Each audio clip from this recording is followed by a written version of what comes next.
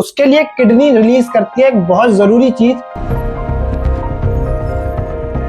वो जो kidney release करती है उस वक्त जब ये दोनों चीजें सेंस कर लेती हैं कि कुछ कमी हो रही है, उस वक्त किडनी रिलीज करती है रेनिन को। किसको रिलीज करती है? रेनिन को। अब यहां से एक और इंटरेस्टिंग स्टोरी शुरू होती है। अगर किसी को स्क्रीनशॉट लेना है तो ले लीजिए इतने पार्ट का, और अगर आप लोगों ने ले लिया स्क्रीनशॉट तो मैं इसको रब कर दूं, इसके बाद ही कहानी आगे बढ़ेगी। इंटरेस्टिंग तो ये चीजें बहुत है, बस आप थोड़ा सा पेशेंस से सुनिए और समझने की कोशिश कीजिए कि मैं जो पढ़ा रहा हूं उसमें। और अगर कुछ ना समझ आए तो कमेंट सेक्शन ओपन है, तो आप आराम से कमेंट सेक्शन में अपने डाउट डाल सकते हैं। मैं आपके डाउट और अगर कोई और टॉपिक है वो भी डाल सकते हैं, उसको भी एक्सप्लेन कर दूंगा।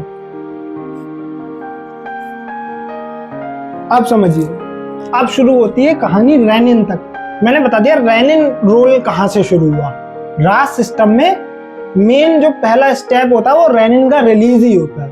तो रेनिन रोल कहां से शुरू हुआ? जैसे ही मैकुला डेंसा और जेजी सेल्स में ये चीज सेंस करी कि कहीं ना कहीं जीएफआर कम हो रहा है, क्योंकि आर्ट्रियोल यानी कि एफरेंट आर्ट्रियोल से जो ब्लड आ रहा है उसका प्रेशर कम हो चुका है, यानी कि हमारे जीएफआर का रेट कम हो चुका है। तो वहीं पर उन्होंने क्या कहा, किडनी को सिग्नल दिया कि भाई रेनिन को रिलीज करो।